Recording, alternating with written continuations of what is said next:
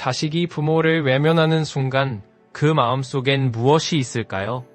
통계청 자료에 따르면 65세 이상 노인 중 자녀와 동거하는 비율은 2000년 45%에서 2020년 18%로 급감했습니다. 하지만 이 숫자보다 더 놀라운 건 자녀가 있음에도 요양원에 계신 어르신 중 절반 이상이 한 달에 한 번도 자녀의 방문을 받지 못한다는 사실이죠. 이건 단순히 바쁘다는 이유로 설명되지 않습니다. 그 뒤에는 우리가 인정하고 싶지 않은, 하지만 분명히 존재하는 심리 구조가 있거든요. 오늘은 그 마음의 내부를 데이터와 함께 들여다보려 합니다. 어쩌면 불편하실 수도 있어요. 하지만 이 이야기를 끝까지 들으시면 지금 내가 하고 있는 선택이 정말 괜찮은 건지 다시 한번 돌아보게 되실 겁니다. 첫 번째 심리 구조는 회피성 합리화입니다. 서울대 심리학과 연구팀이 40대에서 60대 자녀 500명을 대상으로 진행한 설문에서 부모 돌봄을 하지 않는 이유 1순위는 경제적 여유 부족이었습니다. 하지만 같은 응답자 중 70% 이상이 연 1회 이상 해외여행을 다녀왔고 월 평균 외식비는 50만 원을 넘었죠.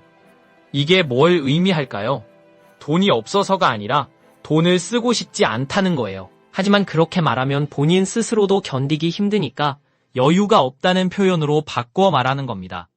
이런 합리화는 시간이 지날수록 더 정교해져요. 처음엔 바빠서였다가 부모님이 원하지 않으셔서로 바뀌고 나중엔 전문가가 돌보는 게 더 나아서가 됩니다. 그런데 정작 부모님께 직접 물어보면 어떨까요? 한국보건사회연구원 조사에서 요양시설 입소 노인의 83%가 자녀가 직접 돌봐주길 원했다고 답했습니다.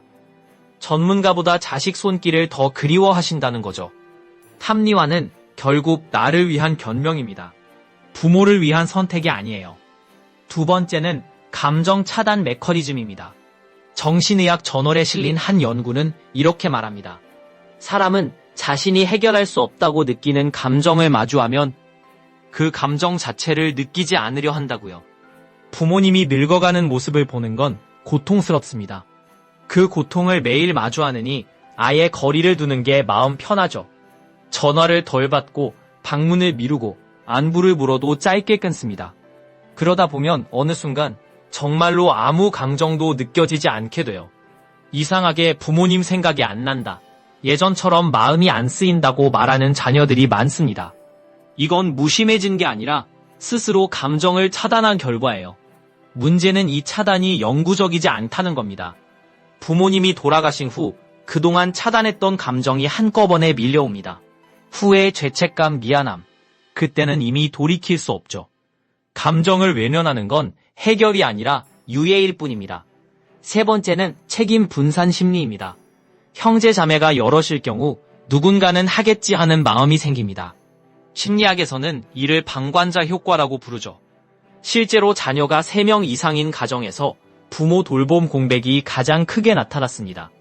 서로 누가 할 거야? 라고 묻기만 하고 정작 아무도 나서지 않는 거예요. 그러다 한 명이 전담하게 되면 나머지는 저 사람이 하고 있으니까라며 손을 놓습니다. 가끔 용돈을 보내거나 명절에 얼굴 비추는 걸로 책임을 다했다고 생각하죠. 하지만 돌봄은 돈만으로 해결되지 않습니다. 매일 밤 부모님 방문을 열어보는 불안, 식사를 챙기고 약을 먹이는 손길, 같은 말을 10번 들어주는 인내, 이런 건 돈으로 대체할 수 없거든요. 책임을 나눴다고 생각하지만 실은 책임을 떠넘긴 겁니다. 네 번째는 과거 관계의 미해결 감정입니다. 어릴 때 부모에게 받은 상처가 남아있으면 돌봄 의무를 거부하는 경우가 많습니다. 그때 나한테 그렇게 했는데 왜 내가 지금 챙겨야 해? 라는 마음이죠. 이건 단순한 안갚음이 아니에요.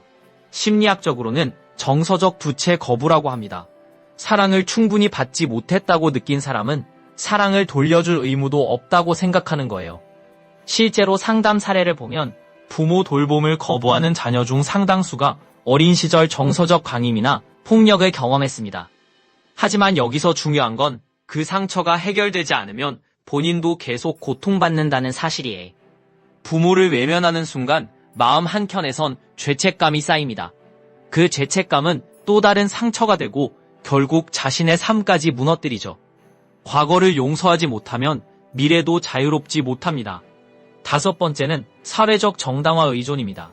요즘 사회는 개인의 삶을 존중한다는 명목으로 선택 사항처럼 말합니다. 자식이라고 무조건 희생할 필요 없다. 본인 인생이 우선이다. 라는 말들이 넘쳐나죠. 이런 분위기 속에서 자녀들은 자신의 선택을 정당화합니다. 나만 이러는 게 아니야. 시대가 바뀌었어. 라고 스스로를 위로하는 거예요. 하지만 사회가 허락한다고 해서 마음까지 편해지진 않습니다. 2022년 한 설문조사에서 부모를 요양원에 모신 자녀 중 68%가 죄책감을 느낀다고 답했습니다. 사회가 뭐라 하든 결국 마음속 빚은 본인이 갚아야 하는 거죠. 정당화는 면죄부가 아닙니다. 그저 불편함을 잠시 덮는 이불일 뿐이에요. 여섯 번째는 미래 투사 회피입니다. 사람들은 부모의 현재 모습에서 자신의 미래를 봅니다. 늙고 병들고 의존적이 되는 모습. 그게 두려워서 눈을 돌리는 거예요. 심리학에서는 이를 죽음 공포 회피라고 합니다. 부모의 노화는 곧 나의 노화를 예고하니까. 그 현실을 마주하고 싶지 않은 거죠. 그래서 요양원에 모시고 전화를 줄이고 방문을 미룹니다. 부모를 멀리할수록 내 미래도 멀어진 것처럼 느껴지니까요. 하지만 이건 착각입니다. 부모를 외면한다고 해서 내가 늙지 않는 건 아니거든요. 오히려 그 선택이 나중에 내 자식에게도 똑같이 돌아올 가능성만 높입니다. 회피는 해결이 아니라 문제를 미래로 넘기는 것뿐입니다. 일곱 번째는 돌봄 피로에 대한 두려움입니다. 부모를 직접 돌본 경험이 있는 사람들은 압니다. 그게 얼마나 힘든 일인지. 육체적으로도 정신적으로도 소진되는 과정이죠.